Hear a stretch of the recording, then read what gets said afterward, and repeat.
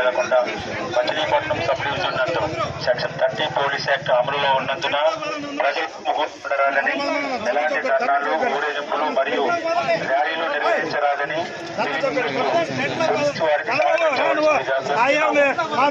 ఇచ్చిన ఎడల చట్టపరమైన చర్యలకు బాధ్యులు కాగలరు.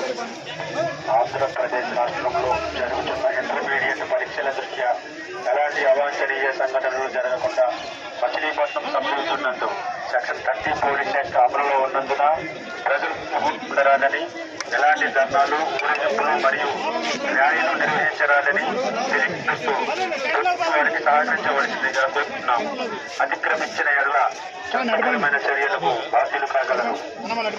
ఆంధ్రప్రదేశ్ రాష్ట్రంలో జరుగుతున్న ఇంటర్మీడియట్ పరీక్షల దృష్ట్యా ఎలాంటి అవాంఛనీయ సంఘటనలు జరగకుండా మచిలీపట్నం సబ్ డివిజన్ నందు సెక్షన్ 30 పోలీస్ యాక్ట్ అమలులో ఉన్నందున ప్రజలు ఉండరాదని, ఎలాంటి ధర్నాలు, ఊరేగింపులు మరియు నమస్తే ఫ్రెండ్స్, నేను మీ రూపిణి. మీ అందరూ చాణక్య ఛానల్లో వీడియోస్ చూస్తున్నారు కానీ వాటికి లైక్ చేయట్లేదు అండ్ సబ్స్క్రైబ్ చేయడం మర్చిపోతున్నారు.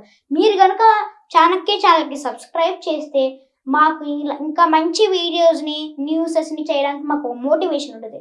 Thank you and don't forget to subscribe Chanakya channel.